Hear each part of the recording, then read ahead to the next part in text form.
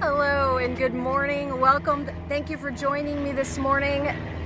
Planes flying overhead. I am in College Station, Texas at Texas A&M University Leach Teaching Gardens. I'm up here with my sons. Hunter's actually behind the camera right now. Cortland's back behind him. I've got my family around and we're up here visiting, and I just thought I'd show you guys around. So where we are first, let's just travel through here real quickly.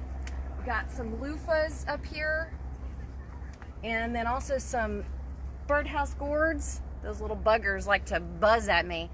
And one thing I want to make sure and tell everybody is that we are in zone 8B. So when I'm at home, when I talk to you guys on a regular basis, we're in zone 9B, but this is zone 8B. All right. Come back this way. Go right up there and check out. Look at all of those pollinators with all those pretty yellow flowers. Now, their flowers have been setting fruit up till probably a month ago.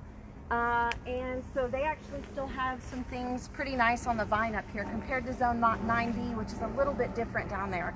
Now, this is what they call their vegetable garden or vegetable farm garden. So it's like if you're in a large vegetable production space, but you're looking for a much smaller garden type of situation, then this is the type of thing you can do. Now, this is very similar to what I've done at the farm as well. Large plotted gardens, but different types of gardens in different spaces. This garden here, they actually donate all of their food to the Brazos Valley Food Center. So, and I'm gonna walk over in just a minute and show you a couple of other interesting things that they have going on over here. But I just want you to look around because these are the same types of things that should be still growing. Even if your tomatoes are not setting fruit right now, you still can keep your tomatoes happy and alive. And as soon as the temperatures drop in September, your tomatoes will continue to set fruit. Once they set fruit, they love the warm summer sun.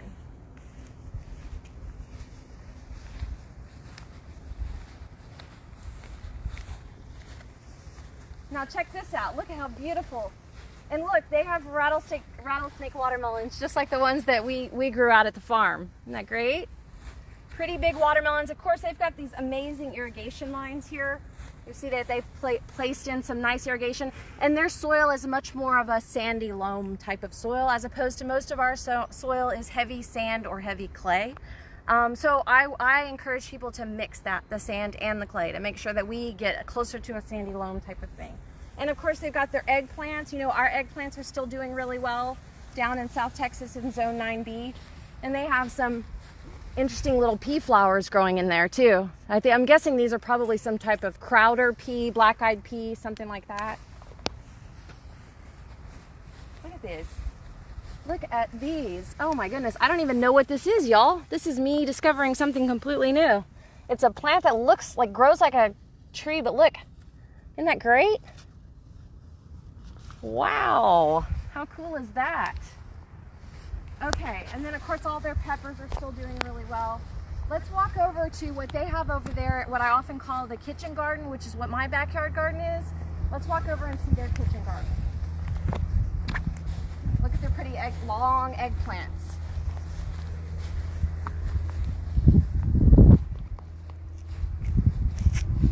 Okay, don't miss the rainwater catch system that they have here. You see it's connected to the top of this. Put a rainwater chute in. They're collecting water in here. It comes out of a nice big plastic spout, or they've got a pump over here that they can use as well. Now over here, we're in the flight zone apparently for whatever's going on up there. This is a mobile raised bed situation, so someone in a wheelchair could roll right up to this garden. Or if it's too hard to squat and go to the ground and up again, this is a really nice type of garden to have where you've got raised sections which you can pull up into. Now this is a sweet potato vine. My guess is they probably are growing sweet potatoes down underneath there as well. This is the kitchen garden that I mentioned earlier. And you can see that there's a nice mixture of all different types of plants going on in here. So you've got your basil that attracts all the different pollinators. You've got some stevia here, different types of herbs and things like that. Peppers, eggplants, right? And then a nice pollinator section here in the center that attracts everything. So that's the one thing that's really great about your kitchen garden or your potager garden, is you put a little bit of everything in here so that they're all drawing each other in and they're companioning really well. Over here, I love the way this is companioned. So you've got your nice cucumber, which they actually are still setting cucumbers. Or at least, I don't know if they're setting cucumbers anymore, but they set cucumbers, so they have at least a few of them. But they're growing here, companioned and intermingled in this kitchen garden. So everything is covering the soil and growing nicely together. And this is August, right? So it's hot here, and it's hot. The temperatures are really high here, but these plants are really nice and set in. This is a nice bay leaf bush, all mixed in, very similar to what you see in my backyard garden. Okay, let's come over here to what they call the citrus grove. Now, citrus grows really well in South Texas. And so it's great to have our Land-Grant Institute doing a lot of studying of citrus to really understand how we can have the most beautiful and healthy citrus. Now you see how they've got this nicely pruned, keeping it as probably as dwarf as they possibly can because it's in a raised bed section. But you can also see all of the nice ground cover that they've put around it. They've got some rosemary here, they've got some peppermint here. So I talk highly about making sure that you're not putting in a nice mulch, making sure that you're keeping your ground nicely covered around all of your trees, just like you would in your gardens or in your kitchen gardens or anything like that. So you can see all their beautiful citrus trees going on here with different types of things to attract different types of pollinators.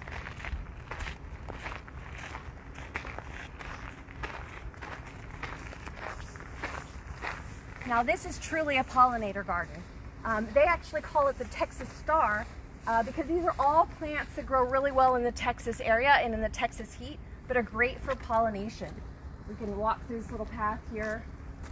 Of course, you know a lot of these plants. We have the Esperanzas in our area. You know the plumbago, like I have in my backyard here. Of course, the vincas, we know most of those very easily as well. And then all these nice, now this is a vitex tree with these little purple flowers on it. And the Turk's cap that I talk about all the time. Of course, my Turk's cap has a red blossom on it, but this one's got a pretty little pink blossom on it. This one's just as edible as the ones that I grow in my own backyard. Now here's a pretty side of Barbados. The butterflies love this stuff. All right, let's move it. Oh, this is one I definitely want to show you guys. This is the coneflower or echinacea, and we can actually grow it, and it can be a perennial plant in our area. And so it's once you get it nicely established, it can handle the heat of our summers.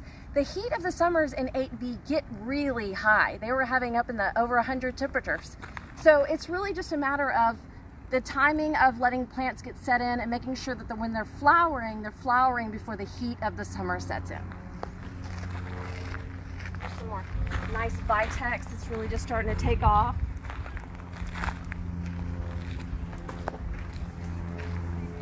Now, of course, here's their milkweed, and look at the butterflies.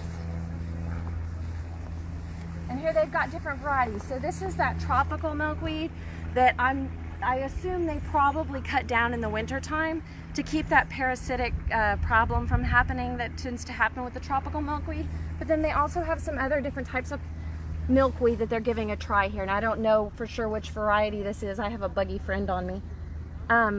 But this is the milkweed that really is the most successful in our area. Now this is something my dad would be crazy to see. Look at these vineyards, aren't they amazing? How great is this on a farm to be able to have this kind of thing to just walk through and enjoy?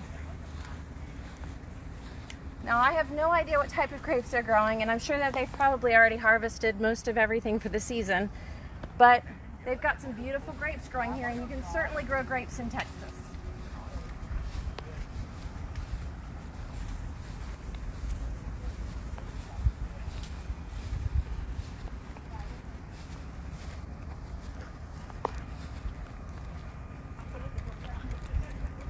Now walking over in this direction, what we're getting into is their herb garden.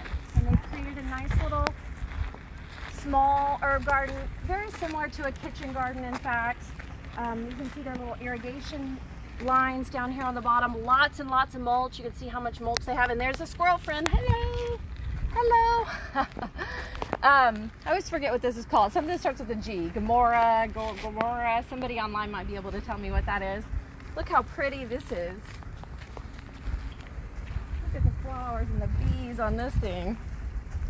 Isn't that great? I have no idea what that is, but it's beautiful. And here's another tomato that they've got going. So they've really got basically a kitchen garden going over here again. This is an ice plant, great for the summer sun, great for all the different types of pollinators. And you've heard me talk several times about lighter skinned eggplants that can be a little less bitter. So here's a pretty one. My guess is this is probably a listata eggplant. A nice variety that has a lighter skin that can be a little less bitter when you're trying to make some of that baba ganoush, right? Okay, here's a really lovely, I think this is rosemary, but actually I may be wrong, maybe lavender. This is lavender. Isn't that pretty? And what a nice little space. The center, and then they broke out 4 raised beds, and they didn't really use like wood to lift it up and create a raised bed. They created a square and then plant in the center of it. And they use their ice plant as the perimeter of the square. Of course, they're building nice little teepee, interesting little teepees to work with over here. And different types of trees. I think that's a pear, yep, that's a pear, a Kiffer pear. It's actually one of the varieties of pear that we grow on the farm that does really well. Pear is a tree that grows really well in South Central in Texas. We love pears in Texas. They grow well here. So that's a tree you should definitely put in. And then also the figs, of course. We have lots of figs. Figs do really well in our area also. So there's a beautiful fig tree there. Yeah. That's the LSU purple fig. We actually have one of these, and this is when they're ready, when they're dark black like this. You see that? I don't want to take their fruit, but very lovely. All right, let's make our way back around. This garden is just so beautiful. Just look how pretty these spaces are. And look, what I love about this garden is they've done experiments and they've showed you how to do different things. So you can imagine having this perfect little fenced area where your garden lives to keep your dogs or your chickens or whatever you have growing. Blackberries along the vining along the fence over there. Different types of beds and mulching. Tons and tons of mulch. I'm going to close this in.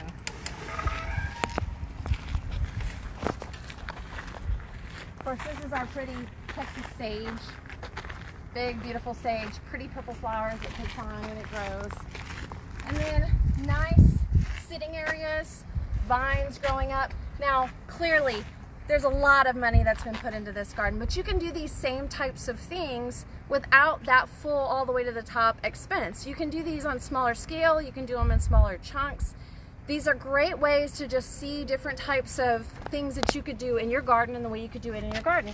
Now, as we're walking out that gate, I look back over here and I noticed that they're doing this right on the outside here, along the outside of the fence. So think about that too. Think about your perimeters at your house. Think about your perimeters. You've got a deck.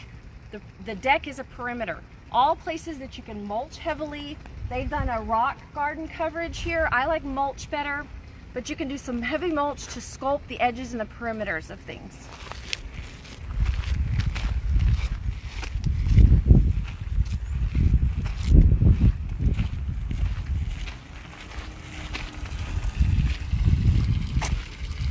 Love how beautiful this garden is, and the water features and all the different things that you can do to attract the beautiful nature in your backyard or on your farm or in your home. You want those beautiful pollinators around. I mean, take a glance back there and look at all of the pollinators that are flying through the air here.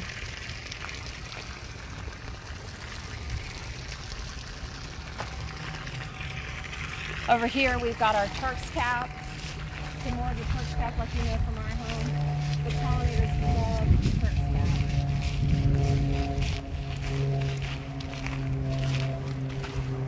Different type of fruiting tree here. This is a Mexican plum fruiting tree. Be curious to know how this would work in our area. Our plums have not ever set any fruit. Now over here is their little peach orchard. So these are all different types of peach trees. We have a really hard time with peaches in our part of South Texas in Zone 9B. This is a great place to plant them. This is a great place to plant all different types of fruiting trees and areas, and this is a great place for them to experiment with different ways of doing different things. And that's the one thing that's great about a university teaching garden, especially the Land Grant Institute's university teaching garden, which means they have the ability to just show you all different types of things that you can do. And I would suggest when you're out and about in Texas and you're getting back on the road again and you have the chance to get out, that you come up here and take a chance to look around this garden, because there's lots of neat things to learn about ways that you can do things. And there's always ways to craft it the way it matches you the best. Now over here, these are pomegranates. Look at the beautiful pomegranates. Pomegranates grow really well in our part of Texas as well. Oh, and come look at this hibiscus plant. Oh, isn't it gorgeous? Amazing. I think that's what this is. No, I may be mistaken. Isn't it great though? It's so beautiful. And look at all the buzzers. And then down underneath that, they're putting in some different kinds of sweet potato vines. Now those may be just ornamental sweet potato vines, or they may actually have some sweet potatoes underground there. All right, everyone, that's what I have for today. Thank you all so much for joining me at the Texas A&M University Leach Teaching Gardens. I'm so happy to have gotten to spend this morning with you guys in the garden. And don't forget that Dinner Table Talks podcast with Joe, I left Joe at home, by the way. I'm sure he's watching. I hope he's watching right now. And we will launch that tomorrow morning, episode 51. Super excited to get that going. And then we're at 52. That means we've made it around an entire year for the podcast. I'm so excited to be moving into September. We are watching that hurricane, of course, or those hurricanes, but I think we're going to be okay with that. I was hoping for a little bit of rain, but I think we might miss that too. All right, we can only hope, right? I love you guys. I hope you have a wonderful Sunday.